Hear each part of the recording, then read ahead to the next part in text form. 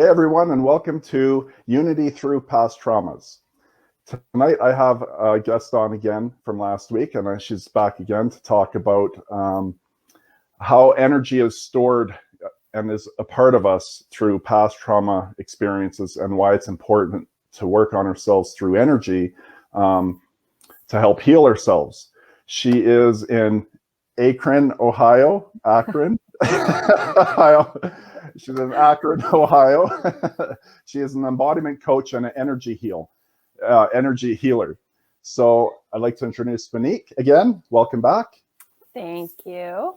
Yeah, so today we're going to talk about, like I just said, how important it is to do the healings on our past with trauma, and how it does still stay a part of our lives today, even though people may not think it does, stay apart and ruining our lives, basically, to not live the greatness that we are able to. So if you want to share and get us going with your great knowledge. Yeah, definitely. Before I start, I do just want to preface, there's so much we could talk about. I will touch on the subconscious mind, the energy body, and the importance of emotional healing. If anyone has any questions while I talk, don't hesitate to put them in the chat box. We will get back to them. If they're coming up for a reason. So please ask, because they're going to help you plus other people. And I can go further into detail on anything that might be of interest to someone. So the one thing that I do want to touch on, thank you for introducing me. And you said how trauma can basically ruin our life. And we don't see it as ruining our life. We see it as patterns. And that's how it shows up in our life, as patterns. And this is because, going back to last week, we briefly touched on the subconscious mind and how it is formed, or it's basically the main player in the game of life from the ages of 0 to 7 or 8. And then that's when the conscious mind starts to take over. So anything that happens in your life at that time is basically programmed into the hard drive of your brain as your identity or your truth, or this is who you are, this is how you act, this is how you must be in order to receive love. Because ultimately that's what we want on a very tribal level. This is what we desire on the most basic level, is to be loved, because to be loved is to survive. So what happens when we experience trauma, and when I say the word trauma, I don't mean severely intense trauma. This could be just not receiving enough attention when you were a kid that you felt you deserved. Like, trauma is such a buzzword now, but there's a huge spectrum of trauma, and I will use that word to describe everything from hearing the word no too often, to feeling like you had to be an overachiever to get attention from your parents, to actually experiencing like physical abuse or sexual abuse or any type of emotional or mental abuse. So when we experience that trauma at a young age, a 7 or 8-year-old or younger can't process these intense emotions. So our body is very smart and also very protective. So what happens is it creates a memory. That's what happens, is when we have an intense emotion partnered with an experience, our brain takes a snapshot, and that snapshot is a memory. So the intense emotion, if it's happiness or joy, we express that. We are like, we get elated, we get excited. Sometimes we cry tears of joy. But if it's on the other end of the spectrum, what happens? We feel shame, we feel guilt. We're told not to cry, to hold it together, to be strong, or to not tell anyone, to keep it your little secret or whatever. And so we develop shame and guilt, and these emotions are so intense for our little bodies that our body pushes them off to the side and says, don't worry, we'll come back to this when you're older and you can more properly heal from it or process it and release it. And when I say process and release, I mean just fully feel the emotion. Feel the emotion, release the emotion through tears, through anger, through movement, whether it be punching, slamming a pillow down, shaking your body, exercising, or through noises, through toning. There's an exercise called toning where it's just playing with different tones of your voice. Yeah. And so there are many ways to move these emotions that our body will then give us opportunities to through our subconscious mind in the future. So we experience these trauma stored in the body. Now we're 18 years old, 19 years old, 20 years old, and we're starting to lead our own life, enter the real world, so to speak. And so we have more experience under our belt to process emotions, to feel emotions. But typically we hold on to emotions throughout our life because whatever we were taught at that young age is kind of how we process things as we get older. Mm-hmm. So what happens in this young age is stored in the body. Your subconscious mind, that's the major player of the show at that young age, it continues to rule 95% of your behaviors, of your habits, and of your thought processes. So your beliefs, because a belief is just a thought that you continue thinking. It continues to rule 95% of those for the rest of your life. But we don't think about that. We think about the 5% that we're consciously thinking of. The other 95% is why we do the things we do, why we attract the people that we attract, why we go for a decaf coffee versus a dark roast, or why we like hot chocolate over tea or whatever, just like little decisions like that. So the subconscious mind, there's a part of the subconscious mind known as the reticular activating system. And this reticular activating system, it makes known what is important to you. For an example, when you start dating someone and say they drive a red Mustang, you're infatuated with this person. That's that heightened emotional state. So your subconscious mind is like, oh, this person is important to her or him. This person is important to her or him. So therefore, we know that she gets or he gets excited when they see that red car. So now you're going to be on the lookout. Your subconscious mind is now scanning your environment for red Mustangs.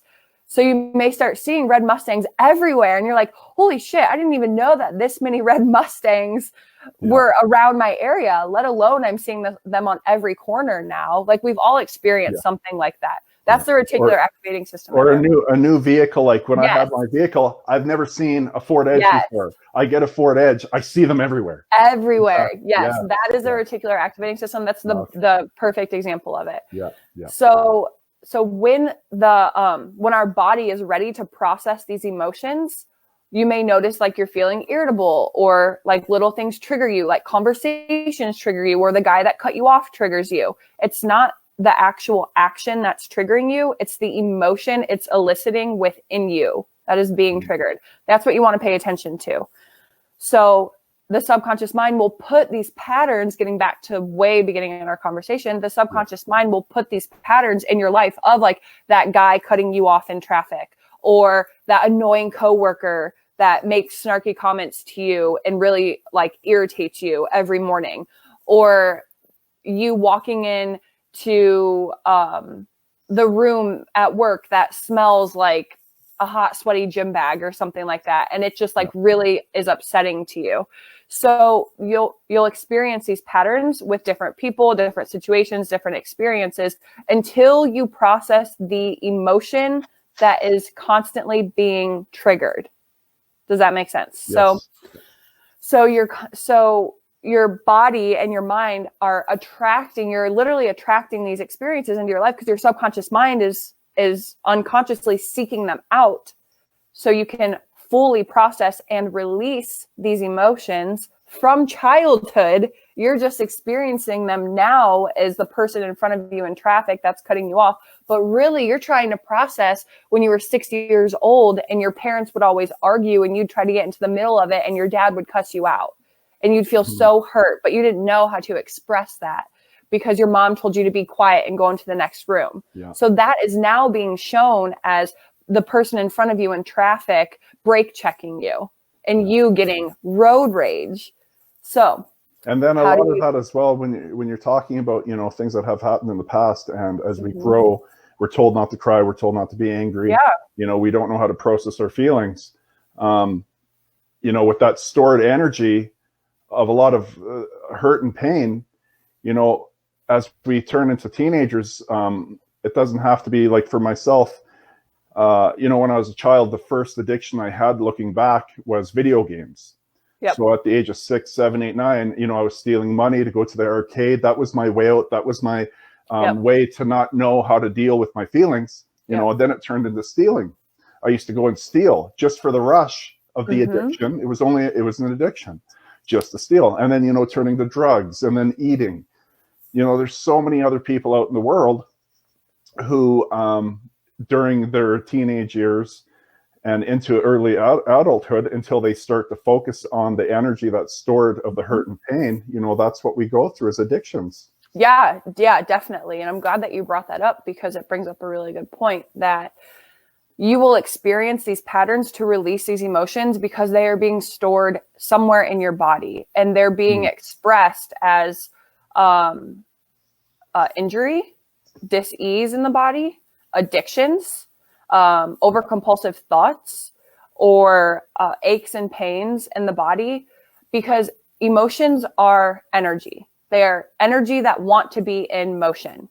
In motion means processed, means I'm feeling, I'm releasing, and then I'm feeling more, and I'm releasing more, and I'm feeling more, and I'm releasing more. This is the movement of the energy. So when we experience something that creates an emotional charge and it gets stuck and we don't feel it, and then we don't know how to feel it because we were never taught, because of the environment that we grew up in, or we didn't feel safe because of the environment we grew up in, then we find ways, we find ways to suppress that, or other ways to comfort us. Because typically, think about it, when you're a kid, or the healthy environment when you're a kid is you're upset, your parents want to console you, they hug you, they're like, honey, it's okay, you can feel however you want, I'm here for you. That's the ideal situation, right? Very few of us got that every single time we were upset as a kid. So we had to learn how to self-regulate our nervous system, which means we probably turn to things like food, like gambling, like eventually, like, and gambling when you're a kid might just be like Pokemon cards or like Nintendo. And now we're adults and it's looking like gambling at the casino, using drugs, being an alcoholic, or just binging on food and purging. So all of these things are to continue suppressing these emotions, because you don't know how to feel safe and fully feel, process, and release the emotional charge that is going on in your body. Yeah. So we look for that instant gratification subconsciously of this emotion is too intense. I'm in a stress response. I need something to calm my nervous system down right now. And that's what triggers that impulsive action into addiction, where we then are covering up these emotions that are just trying to be expressed and trying to be felt. Yeah, and we don't know how to process them. No, we don't know how to process it. And then we create our stories around who we are throughout our entire life. And ultimately, at the very base level, this is how it's showing up. But it's probably showing up in someone else's life as just like a stressful day at work. You come home, you are already craving like a glass of whiskey on the rocks by the time that you get home. You get home, you unpack, you don't even say hi to your spouse or your partner because you're stressed. You just go straight to the kitchen or wherever you keep your alcohol. You pour it in there, you sit on the couch, you start watching TV. Pretty soon you're drinking like 3 of them, and then you pass out, or you might even get into a bickering argument, because that's your coping mechanism to calm your nervous system. Yeah. Because that's all we want to do. We want to release these emotions, to release the energy, to calm the nervous system. Yeah. It's all just, we just want to regulate our nervous system. Yeah. It's like I know so many people that, you know, but when they get home, it's like, exactly like you said, they want a beer, or, you know, they have their glass of wine. They need their glass of wine every night. Right. And these are just poisons and toxins that we're truly putting inside of our body, regardless, anyways, masking not wanting, or not, it's not even, I think it's not even so much not wanting to feel them. It's just, they don't know how. Yeah. They've never, because if you knew how, like we do today, that's why I don't have the issues like I used to, because I know how to. Right. Yeah. Yeah. I think that there's like it's almost like a two-sided to that. I think one component to it is, people definitely don't know how to feel their feelings because they don't even know how to identify what they're feeling. Yes. And two, it's really scary to think about who you are without your trauma, because you have to think like our identities up until we start creating the consciousness around who really am I? Like, what really like triggers me? What really excites me? What are my wants? What are my desires without being told what they are by my parents, by society, by my teachers, by my mentors, whatever, by my friends. So we don't even know who we actually are, let alone who we are without the trauma that's been pent up inside of us. So sometimes that's really scary. And that typically comes after you acknowledge the fact that you have pent up emotional energy in your body and that it wants to be expressed and that you might not know how to express it. Like the second part of acknowledging that and then stepping into it is being like, okay, I know that I'll be safe, that I'm safe, whoever I am. I can trust myself, whoever I'm becoming, because I know that right now I don't like how I feel. I know that I'm functional and I know that I'm obviously living my life. But if I got honest with myself, am I happy? Am I fulfilled? And you have to know that like the brain only knows what it's losing. It doesn't know what it's gaining. So when you're thinking of working through your emotional trauma or working through your physical trauma, or everything comes back to emotions. So that's why I'm focusing on emotions. So if you're working on this emotional trauma or any trauma, then you have to know that you will feel resistance. There will absolutely be resistance because your subconscious mind has created this identity of who you are based off of your childhood. So you're 30 or 40 or 50, you have decades of this identity of who you are. So now you're trying to change that. There's so many alerts going off in your body that's like, whoa, whoa, whoa, whoa, whoa. Overload. You don't know how to operate outside of this state. You don't know how to operate out of a stress response. You don't know how to operate without this chest pain that you feel every day. You don't know how to operate without the rage that you feel towards your father. You don't know how to operate like this. And you think that you're going to, like, that's not okay. So what happens is that creates the mental resistance or the monkey mind, that mind chatter. When we start reaching our goals or we start working towards becoming a better person. And then all of a sudden we start that mental bargaining of like, oh, well, it's just one, or I'll just do it just today. And then I'm going to get over it tomorrow. And that is when you know that you're on the brink of a change. You're on the brink of healing because that mental resistance usually, I don't know what I was just trying to say. Usually I kind of got where you're going. Usually gets stronger. It will get stronger temporarily.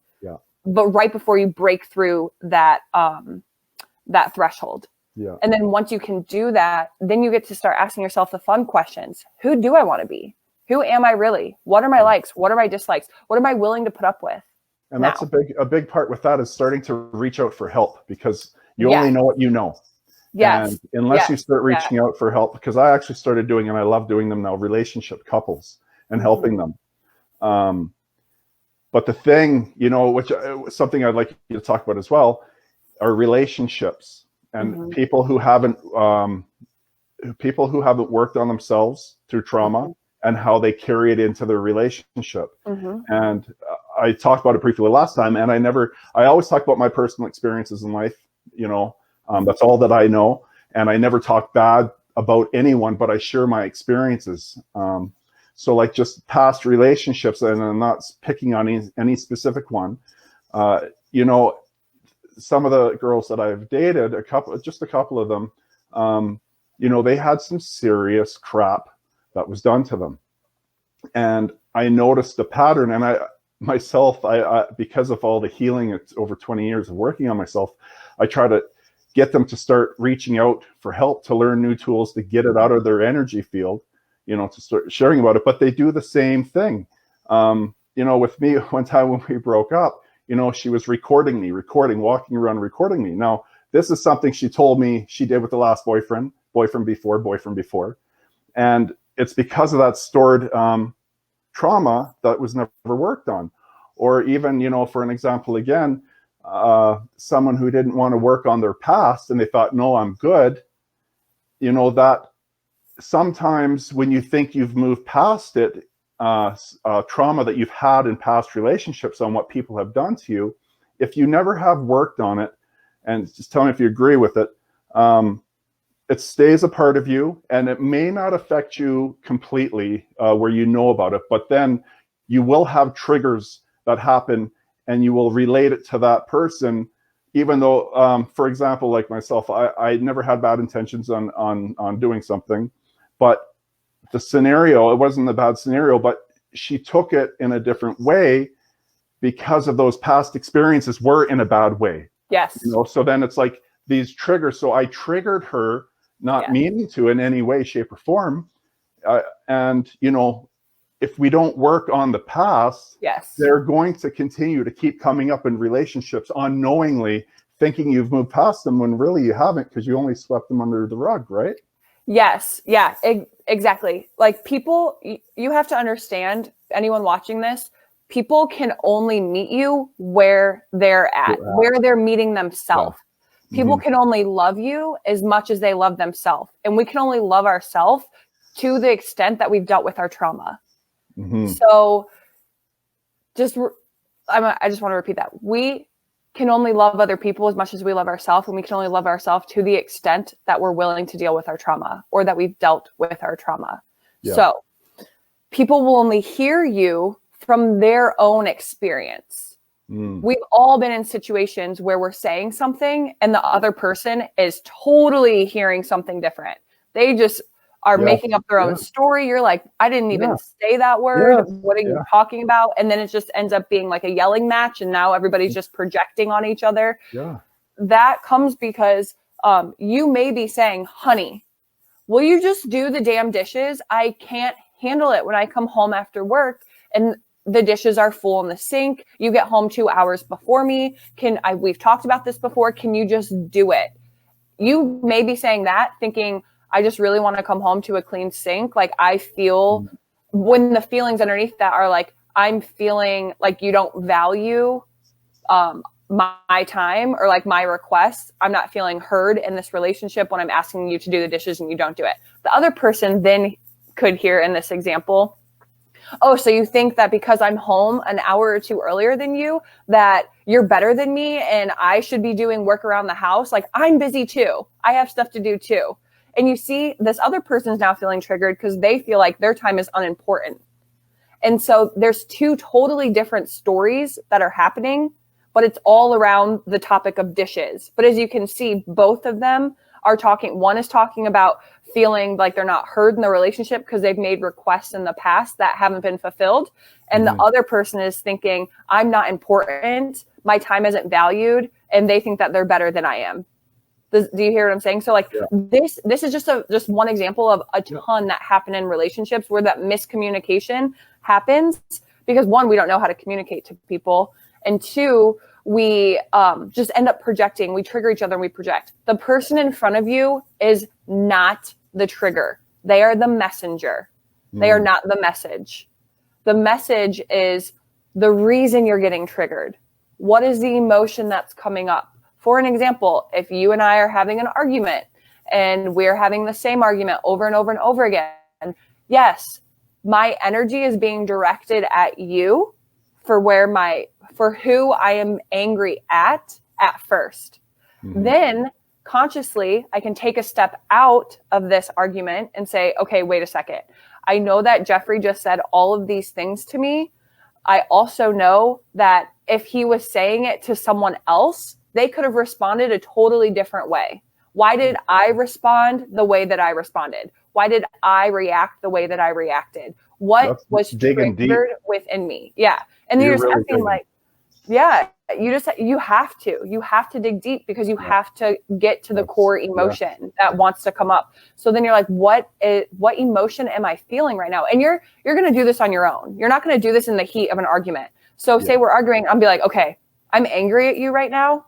I understand that I'm angry at this situation, but I can't talk to you right now because I'm not going to hear anything that you're saying. I'm only going to want to share what I have to say. So I'm going to step away and then we can come back and talk to this when both of us are calmed down. You cannot hear anything the other person's saying when you are angry, because you're in a survival state. You're in fight or flight. You're not prepared to sit down and have dinner and a nice conversation over a glass of wine. So when you're doing all this introspection when you've walked away. So you're like, okay, why did I react that way? What emotion was being elicited in me, and why was it being elicited in me? I can give another example. So if we're having an argument and say you were yelling at me because we were late, and you're like, you take forever to get ready. We're never on time to anything that we make plans to go to. You have to change your outfit 16 times. I can't help it if you feel fat in your outfits. And I heard that and I freaked out. And I'm like, I heard you calling me fat because I've had body image issues in the past. For sure. So this is an example of your past coming up to haunt your present relationship. Mm-hmm. So I didn't hear that you are feeling like I don't value our time and our friends' time together. I heard that you're calling me fat. And so I started crying in this example, and I stepped away and I asked myself, okay, what did he actually just say? What feelings did I feel? Okay, I'm triggered because he reminded me that I think I'm fat. And that's why I didn't feel comfortable in the first 15 outfits I had on, and I had to change for a 16th time. Mm-hmm. That made us late. Okay, he's upset because we're late. So that's the reason he's upset, is because we're late. But the reason I'm upset is because he said the word fat and associated with me. So why was I upset that he just said that? Because when I was 10 years old, my dad made a comment about my weight at the doctor's office. And ever since then, I felt very self-conscious about my weight. Yeah. And I was always the big friend because I'm taller than all of my friends. So I associated being taller with being bigger. I associated being bigger with being fat because that's what society tells me is big is fat. And so now I have to work on that within me. That has nothing to do with you. Well, he's got to work on the verbal abuse of putting her down. Let's not forget that. Not even saying that he put her down, but he's just saying like, I can't help it that you feel fat in these outfits. Yeah. Like he could think she's beautiful in every outfit. And she's probably saying it 20 times a day about herself anyways. Yes. Going on in general. Yeah. So then I can come back to you and say, I'm sorry. I know you didn't mean anything by what you said, but it triggered me because I have issues with my body weight. So that's the core thing. It's not even about being late. Everything that I understood was about my body weight. So all of this example is just to say that anything that's going on in your relationship with your partner or with your kids or with any friend that you have, any argument that happens, anything that they do that triggers you, it has nothing to do with them and everything to do with you. Yeah. So it's your responsibility to figure out what is being triggered. It's your responsibility to figure out what that is that has to do with you and why it's creating the reaction in your body that it is. And then a lot of times with that, when someone says something right away, they react on emotion. Yes. The reacting on emotion are those feelings that are stored inside of us that have never been worked on. Right. Yes. So if you stop to think and not react on your emotions that you haven't dealt with from your past, you could hear the message more clearly between relationships between each other. And that's where it's helpful to have someone like a third party to come in, because we can't see our blind spots. Like we are operating in this space where we feel like us, but we're operating under so many limiting beliefs that aren't even ours. They were just bestowed upon us by our parents, by society, by our own ego, trying to protect us from the emotions that we're not feeling. And so we need this person or this entity to step in to kind of help facilitate this conversation that eventually you'll be able to have on your own if you keep doing the work. But at first you don't have the conscious awareness to know, like, why am I feeling this way? What am I even feeling?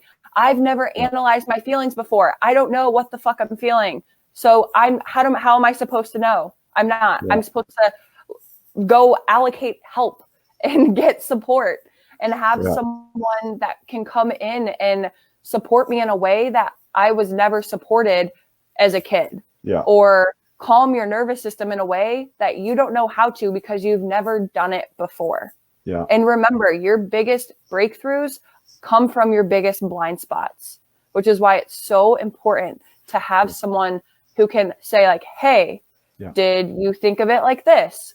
Why are you feeling this? What about that triggered you? Yes. The more perspectives, the more healing that can happen. Yeah. So then how important is it for us, to reach out for help and do something we've never done before, whether it's counseling, therapy, energy healing as well. But, how important is that for every person to be learning new tools to help heal themselves? It is so important. One of the reasons it is so important because all energy is just information. That's all it is. It's just information. It's just, we have learned how to break down and take in information with our 5 physical senses. We haven't learned, most of us haven't learned how to break down and take in information with our intuitive senses. Yes. But we're always doing it. We are amazing at breaking down information. Our subconscious mind breaks down billions of bits of information per second. Per second. The subconscious mind can break down like 40 per second. So that just shows you the difference. So energy is just information, and we hoard that information when we don't like release it and let it be transmuted. And our subconscious mind never forgets. It just overrides with more powerful beliefs.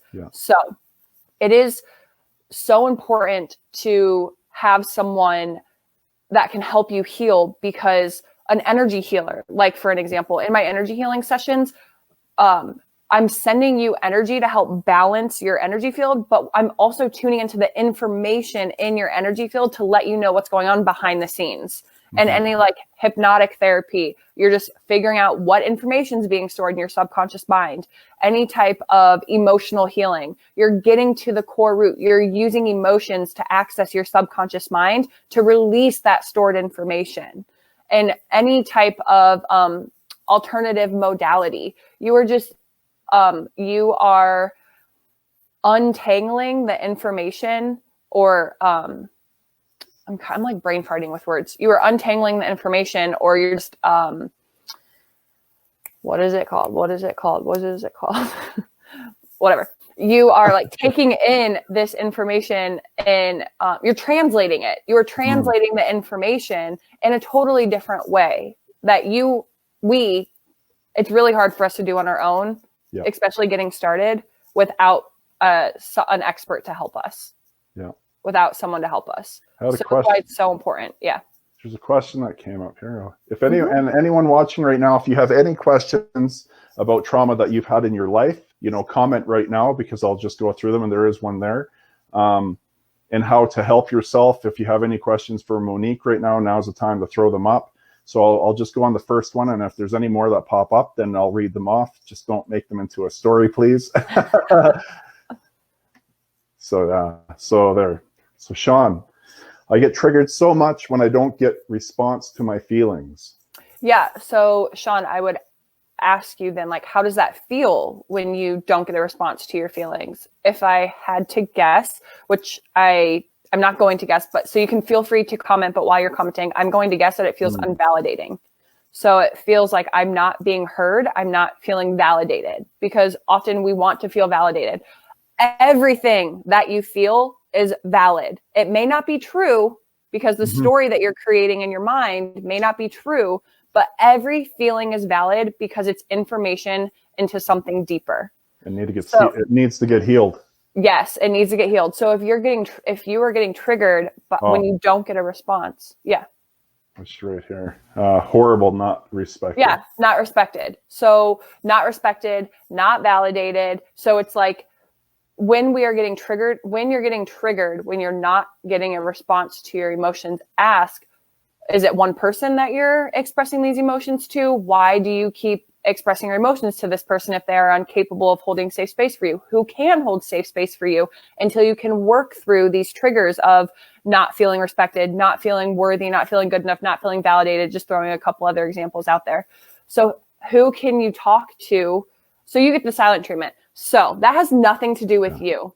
That has everything to do with that person's ability to handle the emotional environment that you are putting out there. They cannot hold the safe space for you that you deserve.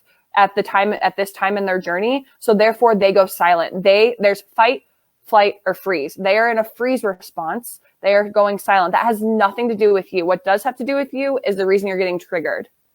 So that is creating this feeling of not being heard, being disrespected. And then we can go into the conversation of, is it a toxic relationship? That is something that we could talk about privately. But yeah, if it's a toxic relationship, then you definitely want to obviously find ways to exit it. But if it's just because, like, have you talked to them? I feel disrespected. I don't feel heard. I don't feel validated when you give me the silent treatment when I am expressing myself for you. So you want to observe. You're observing a situation of you get the silent treatment. You are feeling, I feel disrespected when I get the silent treatment. So what do you need in that situation? I need you to give me feedback when I'm expressing myself to you. And then what is your boundary that you can create? If you don't give me feedback, or if I continue to get the silent treatment, then I'm either going to continue this relationship with someone else, or I'm going to stop talking to you altogether. If we stop talking, then we don't have a relationship. Well, then it's a toxic relationship unless the person owns up to their side as well and reaches out for help to start transforming their life to be better, to learn new tools and to have new knowledge. Because one person, man or woman, if they're unable to hear you, that's on them, exactly with what you said. They need to learn new tools to handle that situation. So how do we do that? We reach out for help by getting outside help. That's what I've done. I can only speak from my experience. That's why I have the knowledge and tools that I have from 20 years of reaching out for outside help to know how to handle. And then when you get really healthy, you can see the unhealthiness. Like, I would not put myself in a situation where it was a broken record of the same thing where the person just couldn't get it. It's time to end up leaving, right? Yeah. Because and you have to, sorry, go on. No. Everyone deserves to be happy. Yes. And just one person is elevated a bit higher than the other, which is not a good or a bad thing. But, there needs to be work to, I'm brain farting. Yeah, to complement one another. You want to complement one another. You want to help each other grow. And also in that situation, like, some people don't want to heal. Some people just want to stay content in their misery. And you have to accept that. And they move on. Yeah. You have to accept that. You have to accept that has nothing to do with you and everything to do with them. And you have to then decide, what do you want? What are you worthy of? What are you willing to put up with? What are your boundaries in a relationship? Yes. So we all deserve to be happy. Yeah, 100%. And we all can be capable of being happy. Yes. Oh, you're welcome, Carolyn. That's awesome. And then there is, let's see here. What's that one? Craig is from Australia, which is awesome. Hello, mate. Oh, sending lots of love to Australia. Australia. And then Jeffrey says hello. Hey, Jeffrey. Yes. So, to remove the stored energy that we do have. Yeah.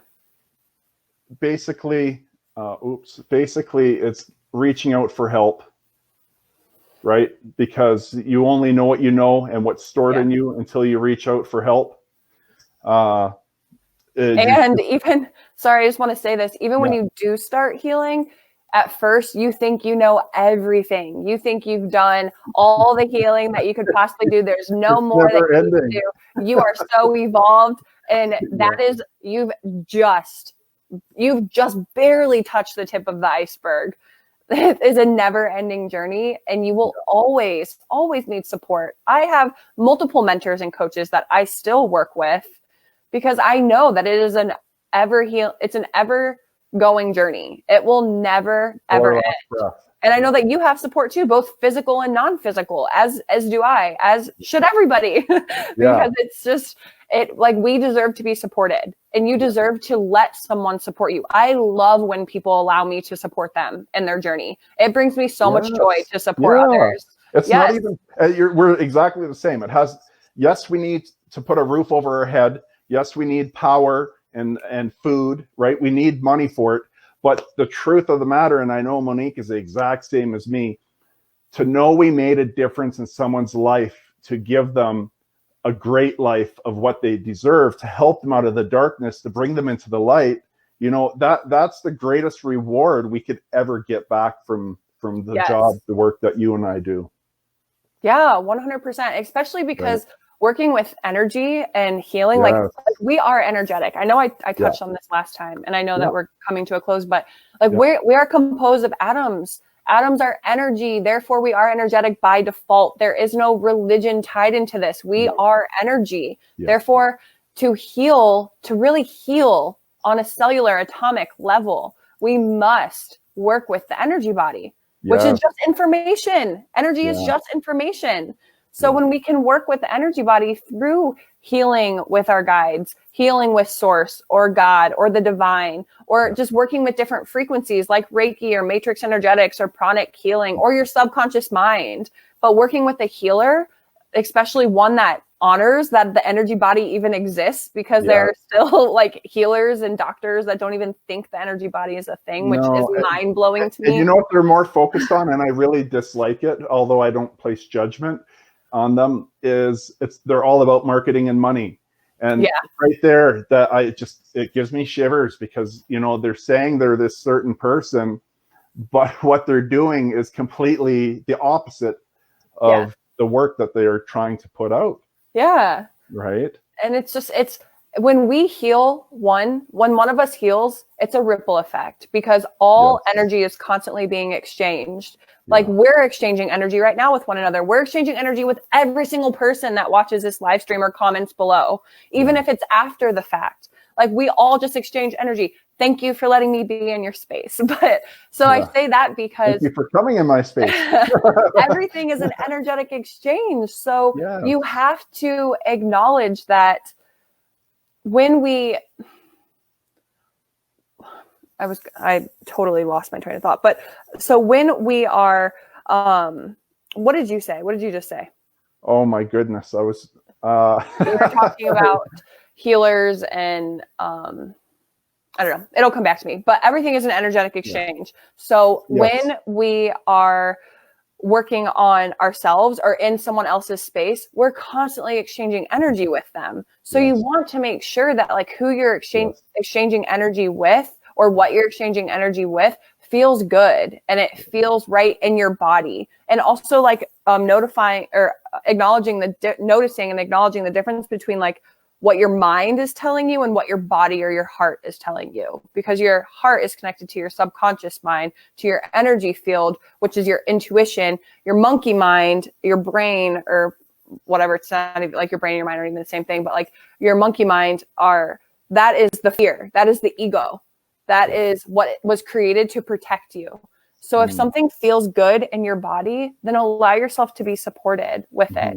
And know that like how everything is an energetic exchange. Like this is where I was going. Everything is an energetic exchange. So when you work on yourself, when you allow yourself to be supported, when you allow yourself to be healed, to be helped, you not only raise your own vibration, but because we've all just exchanged energy with each other, and you've exchanged energy with every single thing, situation, experience, person that you've come into contact with throughout your entire life, and chances are you've never disconnected with it, then your rising of your vibration affects them, and affects every single person that you come into contact with, every animal, every plant, every experience, every environment, every situation. So healing is literally a ripple effect. Like right now, what's going on in Australia right now? Everybody online has been like, let's pray for Australia, pray for rain in Australia. And today it rained in Australia. They've had the longest drought for like 3 years. And I guess it like poured rain in New South Wales. So it's just like, it's like everything is an energetic exchange. So when we can allow ourselves to be healed or be supported, or even start that journey and start to raise your energetic set point, which raises your vibration, then you give others permission to do the same just by doing it on your own, which is why it's so important. And a good practice to do as well, and everyone is different, one it might laugh at, but when you come home or you've had a hard day or you're around a lot of negative energy, you know, your mood is different because of what you're around. We've all experienced it. You don't have to meditate to remove it. I have friends who, when they have a shower, it's all about our thoughts and intentions. That's what it's all about. Energy is driven through intention. Yes. So when they're showering, they're imagining that all the negativity is being washed from them, and that's how they're cleansed every day. You know, I have another friend who uses the washroom, and when he takes, you know, a number 2, that's his way of like removing that negative energy. So it doesn't, my point to why I brought that up is we all have different ways of doing it, but it works because of our thoughts and intentions and how they're truly attached of our energetic body of who we are to do the work with that, right? Yes. Yeah, 100%. Energy is driven through intention. You don't have to do any crazy ritual. Humans like rituals, but you don't have to do one. You just have to set the intention. Whatever works for you. Yeah. Just clear your space. Set the intention to cleanse your field. Send all the energy back from wherever it came from, whoever it came from, and call yours back. You can do that at the end of every day. As simple as that. It takes 30 seconds. Yeah. Yeah. And I was taught, I want to bring up too, when I started my journey, when I went to a spirituals church for about a year, one of the things, I went to one of their courses that they have there, and it was really cool because they showed they had one person stand about 10 feet away, and then they had those, you know how you find water with like rods and they'll move? Same thing with our body. So they would hold the 2 rods, walk up to us. As soon as it got, however far your energy field it comes out, the rods would just cross. And then as easy, and this is going to help people with anxiety, because I used to have anxiety for 20 years, 25 years, 30 years, whatever it was. When we tell ourselves thoughts and intentions, I'm going to pull my energy in. Now, this is cool. We walked up with the rods, and the rods came like almost only a foot away from us. So from 4 feet to like 1 foot, because our thought and intention pulled in our energy field. So you're not absorbing onto other energy. Now, when I learned this and I started going into like the big malls and stuff that we had, or I go visit a friend, I used to not go anywhere or do anything because of social anxiety, because I would pick up on different people's energy where I went, and it would cause me so much anxiety that I didn't want to deal with it. I didn't want to deal with my feelings and emotions. So I would avoid it. But that was one tool that I learned. And I went to go visit. I tried it out. I went to go have a coffee with a friend. It was about a year ago. And went to the coffee shop. I could feel anxiety. And I went straight to the washroom. And I didn't do a number 2. But I went in there. And my thought and intentions were, I'm going to pull my energy in. I'm not going to let them attach to anyone else around me. Just from within 1 minute of doing that, coming back out, I was absolutely perfect. I had no problems. You know, that was one of the tools I used for anxiety as well.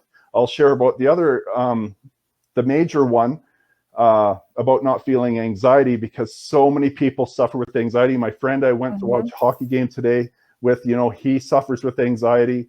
And I know so many people suffer with anxiety. And it is very simple, a very simple process that I learned from Charlie Goldsmith, who has a show on TLC called The Healer. He's in Australia as well. And like I've shared before, and you know it as well, that it's the same thing, you know, as when we hear a funny joke, we feel the emotions, we go through it. No one ever told us when we were a child we found something funny to stop laughing all the time, right? But they always told us to stop crying and stop being angry. So we didn't learn how those emotions, when they're attached or they go with anxiety of some way or some form, you know, but it comes back to the same principle. I'm feeling the emotions of anxiety. I'm not thinking about it no more. I'm feeling it. It goes from thinking, because thinking, where does thinking get us? Our thoughts go racing and it makes it worse, right? We don't feel the emotions. So if we take a minute, because we always have those few seconds before when we feel it coming, we have time to think. We have an open window. That's the time during that open window where I'm like, okay, these are just emotions. They need to flow through me. It's okay. You know, I accept what they are. It's a natural feeling that I'm feeling right now, and I know it's going to pass. I do that all the time now, and actually I rarely even have anxiety at all anymore. But I had to do that a few times, and the first time I went to Costco, that's the first time off of medications back in the summer. You know, I felt it coming, and I did that process. By the time I got to the till, I completely forgot that I was even starting to have an anxiety attack when I was in there. The same thing as a funny joke. You hear it, you laugh, the emotions go through you forget about it, you move on. It's the exact same. It's not simple. And if everyone could learn that process and try it, you don't need I'm not going to tell you not to take medications because someone will sue me. Talk to your doctor. But if you practice that, for myself, I don't need medications no more. Just for that. Yeah, definitely. The till is the checkout, correct? Yeah. There you go. So before we come to a closing, I'd like to ask you, well, our topic today was about stored trauma and not releasing it in our subconscious mind, taking over. What 2 tips could you give in that area to help people who are struggling today with just having that, where it's affecting their life today? To get curious, to create conversation with why things happen the way they do, why patterns happen the way that keep happening the way that they're happening, what patterns are you even finding yourself in, and what emotions those are eliciting within you. And then to either one, this is tip number 2, it's split into 2 parts. So 1, either really create some type of introspection practice, whether it be meditation, journal, just sitting with your feelings, or 2, reach out for support. Like, you deserve to be supported. Someone deserves to support you. So get curious with the patterns in your life, the emotions that they elicit within you, and then reach out for support, or create an introspection practice that allows you to go further into that, to explore, to fully process and release the emotion, which then will cut cords or cut ties with the original trigger or the original cause of that emotional response. Awesome. And feel your freaking feelings. Third one, feel your feelings. I know. Same thing with myself is, feeling your emotions. When you can start to do that, and it takes work and it takes reaching out to people, to learn these new tools and to gain new knowledge on how to be different, because if you haven't learned it, you just don't know, you're going to stay the same.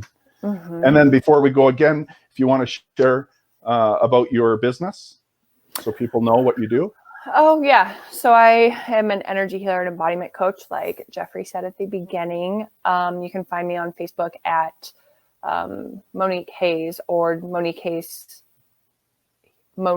Hayes Healing and Embodiment Coach. So it's Monique Hayes hyphen, yes, Monique Hayes Healing and Embodiment Coach. So yes, and or my webpage. And I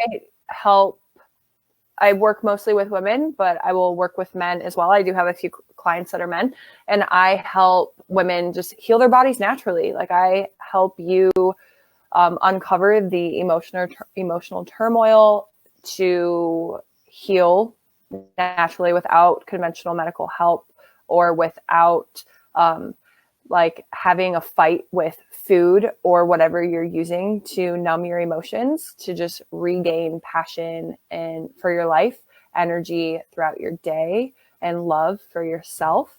And then I also offer just one-off energy healing sessions, which can give you a lot of insight, because you also get a reading with every healing session with me. They can be done in person or distance, so it does not matter. You'll get the recording if it's a distance session. And those can be really profound for healing some deep stuff where, like, something's up, but you don't quite know, like, why it's happening. Or, like, you have this stubborn weight and you don't quite know why it won't come off. Yeah. Or you have a pain in your chest and you're not sure why it's still there, but you want it gone, or you want to find love or whatever. Yeah. So yeah, I do coaching to help you kind of get into your body and heal, and then energy healing sessions to also heal, but with the energy body. And for a lot of people who don't understand, because we do understand, and we're here to teach from what we've learned, how these distant healings work.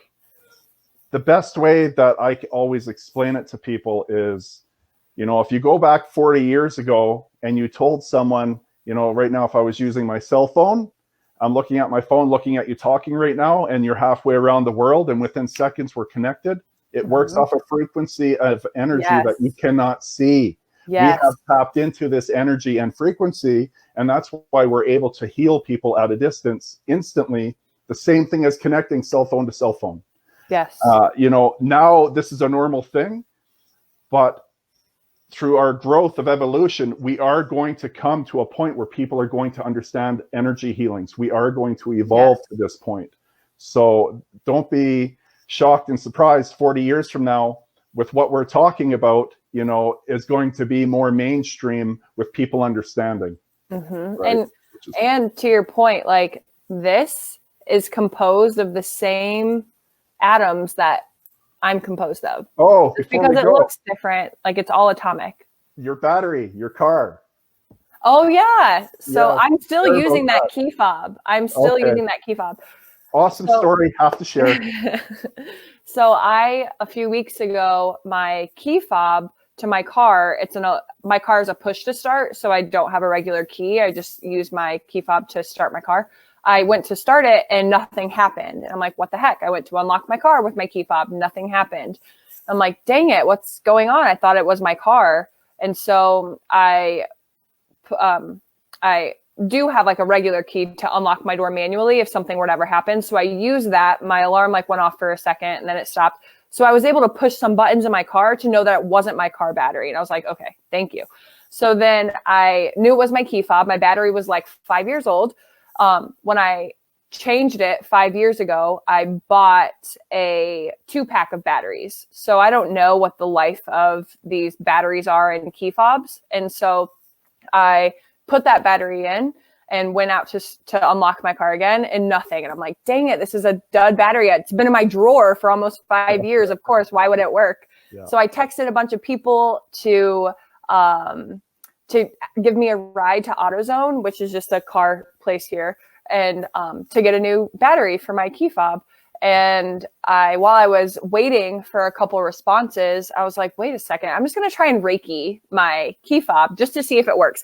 No attachment. One thing with working with energy is you want high intention, but no attachment. So I was just like, whatever, I'm just going to try it for a few minutes, see if it works. So I Reiki'd my key fob for about 2 or 3 minutes. And I was like, I'm just going to go see if this happens. No big deal. If it doesn't, my mom's boyfriend can take me to the store if it isn't working. Walked out of I'm like pointing to my door. I walked out of my door to unlock my car and it worked. And then I got in my car and it acknowledged that my key fob was there, because if you have a low battery, your car will tell you like no key detected. Did not get that message. So it acknowledged that my key was there. I still drove to AutoZone to get another battery just in case my battery, the one that was in there, was a dud and it wasn't going to work because it's 5 years old. And then I drove to, I went to a tanning salon and I walked in, and as soon as I walked in, the TV turned on. The lady was so freaked out. She was like, that was not me. I did not do that. That was you. And I was like, I wouldn't be surprised if that happened, because let me just tell you about my afternoon. Yeah. And so I'm still using that key fob. Yeah. That's the battery still works. I thought that today. See, and here it is spreading the seed, you sharing that with me. Now, what happened just a couple of days after when I normally when I go to the gym now, because she told me this, absolutely crazy. And what we're sharing is honesty here. We're not making this up just for something to talk about. But because I knew this, now when I go to the gym every morning, I drink my pre-workout, get McDonald's, I get just a small coffee, and I sit there and I drink my coffee and I'm on my phone in the morning. I was in there for about 45 minutes. And I have my vehicle shut off and I got a stereo system in there. So I got that pounding to get myself amped up before I even went to the gym. The battery starts dying and it tells me battery dying. I'm like, oh my God, I forgot. I forgot that I can't just leave the vehicle on and have my stereo going.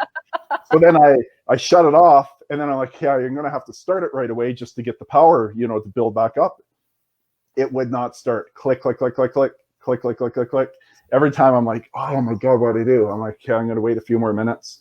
And then I tried it again, same thing. It wouldn't start. And then it hit me, ding, the light went on. I remembered Monique telling me her little story. I'm like, I should try that.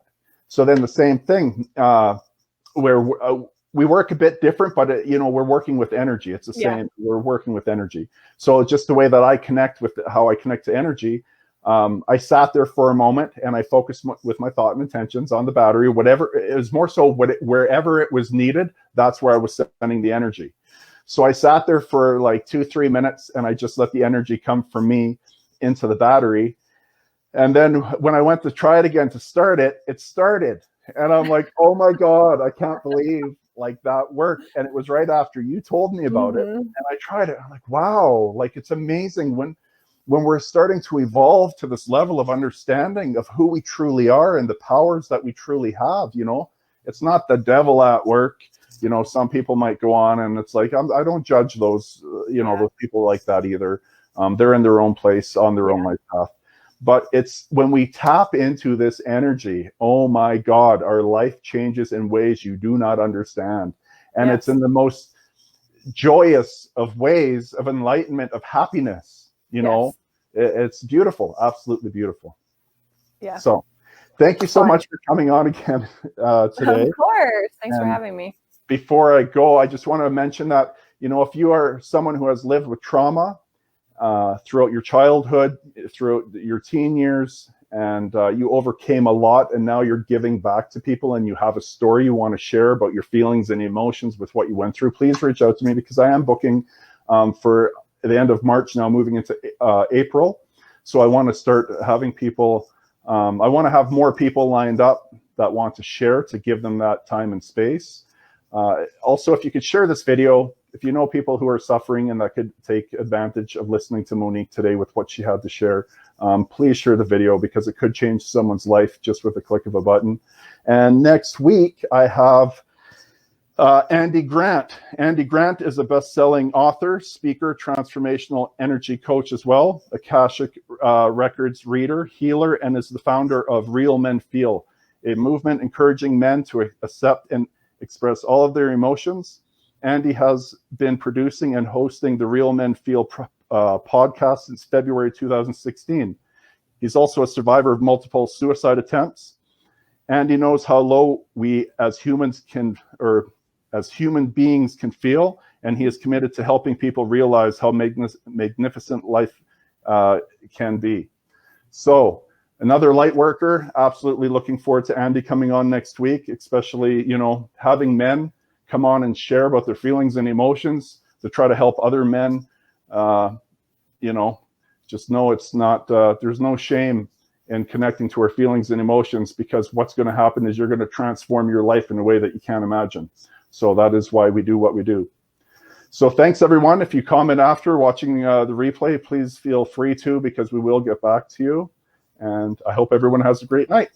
Okay, bye. Bye, Monique. Bye.